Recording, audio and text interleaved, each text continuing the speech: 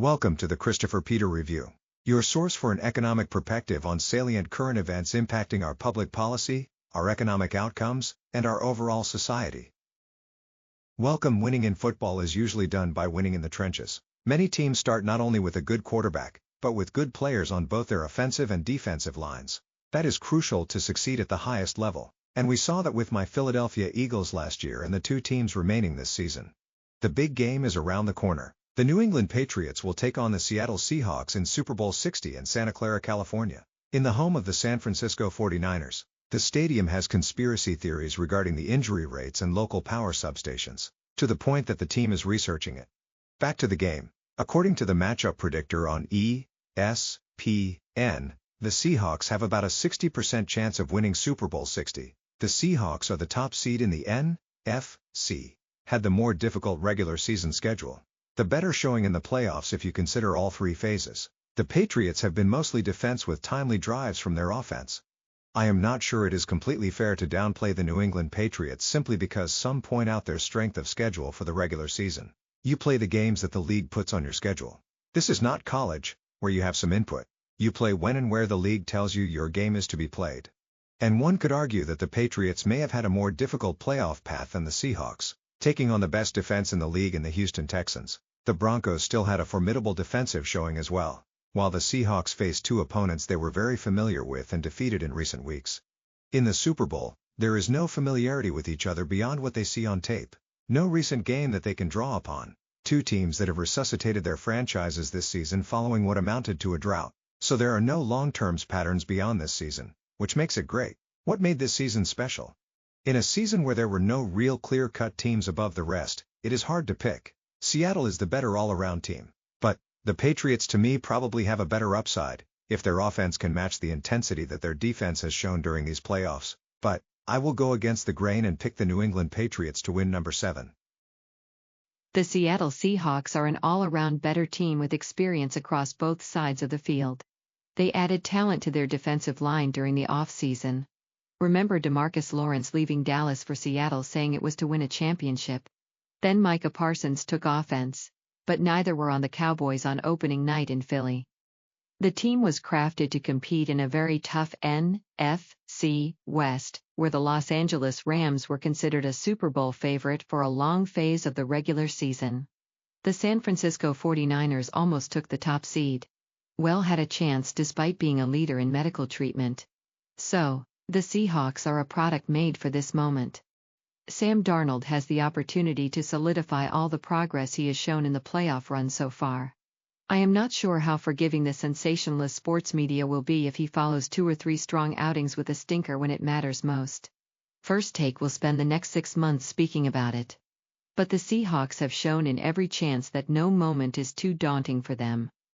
While I would agree that the Patriots have played above expectations a bit on defense, but have benefited from so bad play by their opposing quarterback, which may be their own doing. But I think the Seahawks are not built on needing a dominant quarterback performance. They just need everyone to do their job. While the Patriots will need to play above expectations or at least what they have shown on offense so far, so I will take the Seattle Seahawks. I am a firm believer in the need for people to be intellectually honest when they speak about important issues. Not speaking their truth, but speaking the truth. And there are a lot of people speaking out of emotional hysteria rather than making factual statements. The argument around immigration enforcement is clearly impacted by political biases and just plain inaccurate sentiments aimed at shaping how the public views the situation, how the public views what is a normal function of law enforcement, and the right approach in removing the dangerous element from society that are not here legally. First, there is that attempt to blur legal immigration with illegal immigration. Legal immigration is widely supported and welcome. People who go through the proper process to obtain entry into the United States have no issue. Those who simply do not think the laws apply to them or are somehow entitled to things they do not contribute to are not. There is a clear difference. Consider how you view someone you invited to a dinner or party versus a person who simply shows up uninvited to eat your food, and most likely not even bring a dessert or at the very least contribute to the pool of beverages. A guest and a party crasher are completely two different classes. One is acceptable, the other is not. There are layers to this. You may tolerate a party crasher if they brought something to the party and did not add to the inconvenience, right? But if they come uninvited and then break something in your home and try to avoid accountability, then you at the very least do not want them in your home. You would throw them out, rightfully so. Of course, the manner in how you remove them does matter. You should be able to remove them, not kill them for simply being a party crasher. At the end of the day, the removal of unruly party crashers that cause harm, drain resources, and contribute nothing positive to our society is the right approach, no matter how much some politicians rely on them impacting the census and allocation of congressional seats. Now, the purposefully flawed radical policies by states like Minnesota, now New Jersey and New York, where they want to obstruct justice and harass law enforcement officials rather than protect the taxpayers and legitimate members of their communities. They want to at the very least come up with dumb databases to track enforcement when they purposefully do not track how much of your taxpayer dollars are spent on those that should not receive them. Think about that. Real leadership would focus on working with the federal government and making deals to facilitate the safe transfer of illegal immigrants with criminal records and are in state custody already. That would reduce the need for the enforcement actions and avoid the need for raids. Basic common sense governance. The federal government is not removing Americans from society. These are people with existing orders for removal, illegals with criminal records and existing crimes. Not the first administration to do this. What is not normal is using taxpayer dollars to move these illegal immigrants into American communities in the middle of the night rather than back to their nation of origin. I remember during a class in college, the professor had everyone in the class take one of those tests that tell you where you fall in the political spectrum. The course was political in nature, so it made sense. And it was during times where people respected the right for everyone to exist even if you disagreed with them personally. I took the test and it showed that I was a center-right. The political figure that I aligned with most closely was newly elected President George W. Bush, who I voted for not that long before. So, I was glad. Even when I took a similar test, I still came up as a center-right. So I guess I have been consistent, but the world has changed. During those times, I connected closely with many people who were Clinton supporters and may have voted for Al Gore. Maybe they thought he invented the internet, but I did not see the center-left as being much different. Growing up in a blue state and to parents that were socially conservative but voted Democrat may have been the cause of that. Locally, I met Democrats around my hometown that were what I considered normal. Same with some local Republicans. Some attended the same masses and frequented the same local diners even though they campaigned against each other. How did a person with Democrat parents see beyond the narratives? There are some Democratic principles that I felt were important and some of them I still do think are important. But I never accepted the idea that people are not the cause of their outcomes. Although I could acknowledge the social ills people commonly hide behind, I always felt that any able-bodied willing person could overcome their circumstance. While local political figures had many similarities, the people I met during exposure to statewide figures were much different. I went to a bipartisan event, where Democrats were not the nice figures people thought them to be. It was Republicans who were commonly nice to me, and some causes I championed Republicans were more helpful. My experience challenged the narrative that Republicans are racist and Democrats were not. As a biracial minority, neither race being white, I let my experience determine what I felt was right, not stories from others, what I saw from where my feet were. Over time, I have met some Dems that are not bad. Generally, I do not think party affiliation makes you a good or bad person. You do. Fast forward to today. I am still that center-right biracial minority, but the political parties are much different than they were back then. Much different than they were a decade ago. Two different political shifts have created a divide that we have not been able to close. Some call for unity, but really want to cement the divide. Is it possible for both sides to find some common ground? The hope for a path to bridge the divide relies heavily on the willingness for both sides in being open to compromise and good faith negotiations rather than capitulation to the pre-existing views and principles. In the current environment, there is no willingness to listen or exchange ideas. Simply the desire to either ignore one side as not worth listening to or wanting to harass the other with hysteria-driven rhetoric and social violence. Many are simply not even willing to acknowledge good versus bad. They view the world as good for my biases or bad if it counters what I believe. Good if it is done by the politician I support or bad if it is the person I oppose. Even if the action is something that falls in line with their need or want. Even if there was that magic olive branch, I am not sure the other side would be open to reaching for it. I agree that it is difficult in the current environment. Our politics continues to become more toxic with every passing day. And anyone that attempts to make any effort is deemed negatively by the political cheerleaders fueling the division for the political views.